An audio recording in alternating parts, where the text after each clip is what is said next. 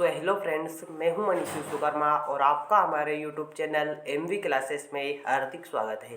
तो दोस्तों, जैसा कि आप सब जानते हैं कि हमारे चैनल पर क्लास 9th 10th 11th और क्लास 12th के लिए वेरी इंपॉर्टेंट क्वेश्चन एवं मार्गदर्शन की सीरीज स्टार्ट कर दी गई है, जिससे आप अपनी बोर्ड परीक्षा में अच्छे से अच्छे अंकों से उत्तीर्ण हो सकते हैं।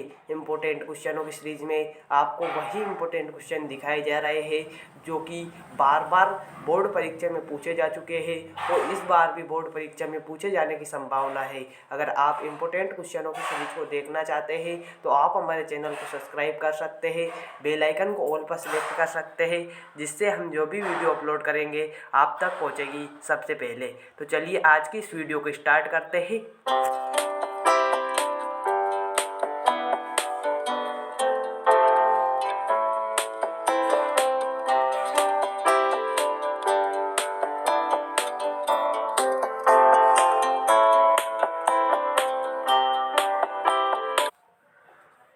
तो दोस्तों, आज की इस वीडियो में हम क्लास 12th अध्याय 5 विषय रसायन विज्ञान के एक शब्द में उत्तर दीजिए इस प्रकार के प्रश्नों को समझेंगे और जानेंगे।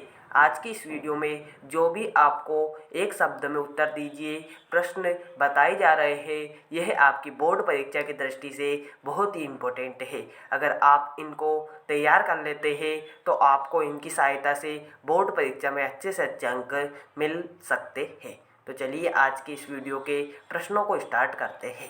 तो जो सर्वोत्तम प्रश्न पूछा जा रहा है वो कुछ इस प्रकार है। जो पहला प्रश्न है, आप देखिए, पहले मैं इसे सेट कर लेता हूँ। तो जो पहला प्रश्न है वह कुछ इस प्रकार है। जब किसी पदार्थ की किसी ठोस की सतह पर संलग्न सांद्रता उसके स्थूल में उपस्थित सांद्रता की अपेक्षा अधिक होती है, यह घटना क्या कहलाती है? तो आपको बताना है कि जब किसी पदार्थ के किसी ठोस की सतह पर संलग्न सांद्रता उसके स्थूल में उपस्थित सांद्रता की अपेक्षा अधिक होती है तो यह घटना क्या कहलाती है? तो आपको इसका आंसर याद है तो आप इसका आंसर कमेंट बॉक्स में बताना है। और चलिए इसका आंसर भी हम देख लेते हैं। तो इसका आंसर, जो राइट आंसर होगा, इसका आंसर होगा अधिशोषण।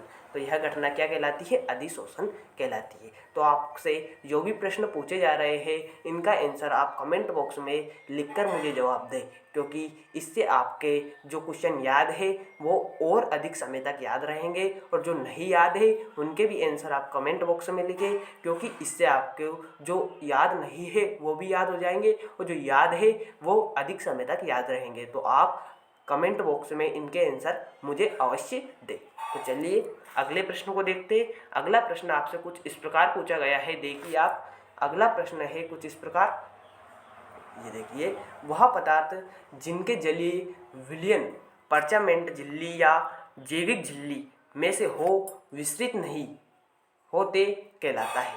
तो आपको बताना है कि वह पदार्थ जिनके जलीय विलयन परमामेंट झिल्ली या जैविक झिल्ली में से विस्तृत नहीं होते हैं क्या कहलाते हैं? तो आपको बताना है इसका आंसर, राइट आंसर क्या होगा? तो इसका राइट आंसर होगा कोलाइड विलयन।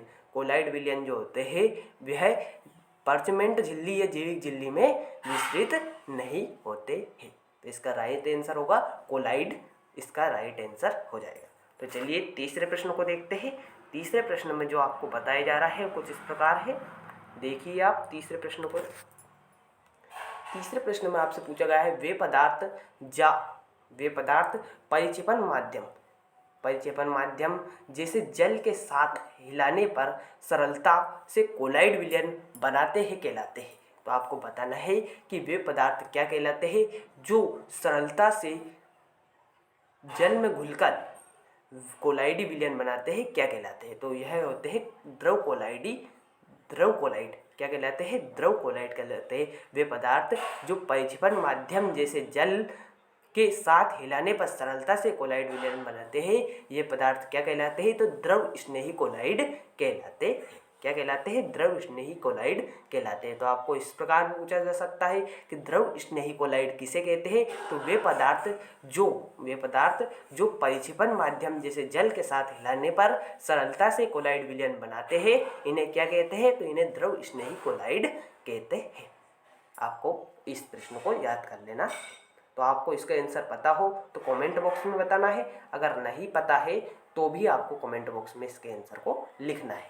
चलिए चौथे प्रश्न को देखते हैं। वे पदार्थ जो परिक्षेपण माध्यम जैसे जल के साथ मिलाने पर सरलता से कोलाइड विलयन नहीं बनाते हैं क्या कहलाते हैं? तो अभी हमने देखा था जो पदार्थ सरलता से जल में मिलकर कोलाइड विलयन बनाते हैं उन्हें क्या कहते हैं? द्रव स्नेही कोलाइड।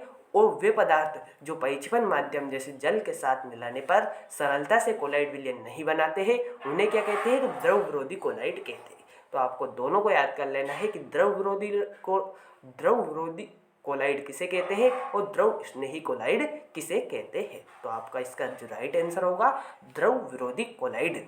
वे पदार्थ जो परिक्षेपण माध्यम जैसे जल के साथ मिलने पर सरलता से कोलाइडी विलयन नहीं बनाते हैं उन्हें क्या कहते हैं? तो उन्हें द्रव विरोधी कोलाइड कहते हैं। चलिए पांचवें प्रश्न को देखते हैं। आप पांचवें प्रश्न में आपसे कुछ इस प्रकार पूछा गया है, कोलाइड कणों द्वारा टिंडल प्रभाव प्रदर्शित करने का कारण है। जब आपको पता होगा कि जो कोलाइडी विलयन होते हैं उनमें प्रकाश का क्या होता है? प्रकाश का प्रकीर्णन होता है जिसके कारण वह चमकता हुआ दिखाई देता है। तो आपको इसका राइट आंसर होगा प्रकाश का प्रकीर्णन।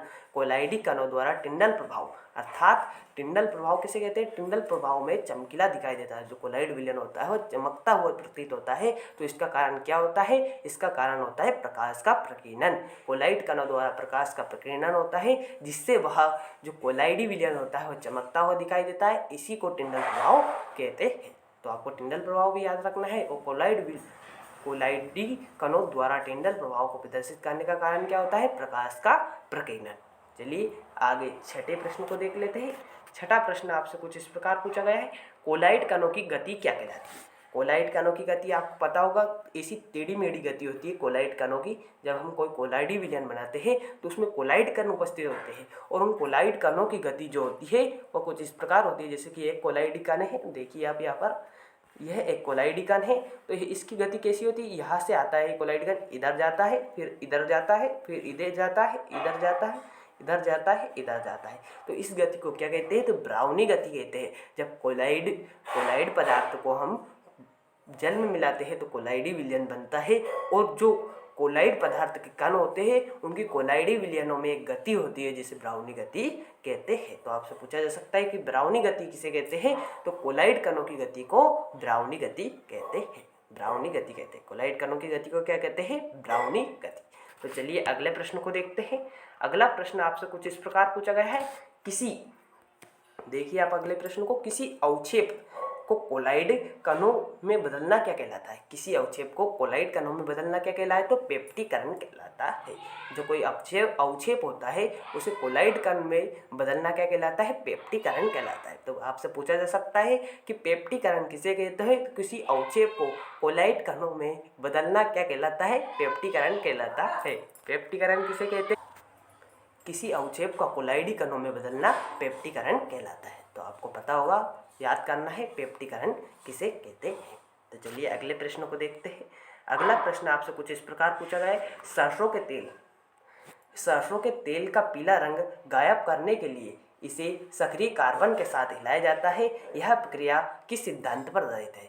सरसों का तेल होता है, आपको पता होगा कि सरसों का तेल का रंग पीला होता है। उस पीले रंग को गायब करने के लिए इसे सक्रिय कार्बन के साथ हिलाया जाता है। तो आपको बताना है कि यह जो प्रक्रिया है किस सिद्धांत पर आधारित है? तो यह प्रक्रिया अधिशोषण के सिद्धांत पर आधारित है। जब सरसों के तेल के पीले रंग को गायब करने के लिए सक्रिय कार्बन के साथ हिलाया जाता है तो यह प्रक्रिया किस सिद्धांत पर आधारित है? तो यह अधिशोषण के सिद्धांत पर आधारित है। तो आपको पता होगा कि यह क्रिया जो है अधिशोषण के सिद्धांत पर आधारित है। अगले प्रश्न को देखते हैं। अगला प्रश्न कुछ आपको इस प्रकार दिया गया है, अपवहन क्रिया शरीर के किस अंग द्वारा होती है? जो अपवहन की क्रिया होती है यह शरीर के किस अंग द्वारा होती है? तो आपका इसका जो राइट आंसर होगा यह वृक्क किडनी द्वारा। वृक्क किडनी द्वारा जो है अपवहन की क्रिया होती है। तो चलिए इस वीडियो में मैंने आपको जो भी वन वर्ड क्वेश्चन दिखाए हैं यह आपकी बोर्ड परीक्षा की दृष्टि से बहुत ही इंपॉर्टेंट है। अगर आप इन्हें तैयार कर लेते हैं तो आपको बोर्ड परीक्षा में अवश्य ही अंकों से उत्तीर्णता प्राप्त होगी।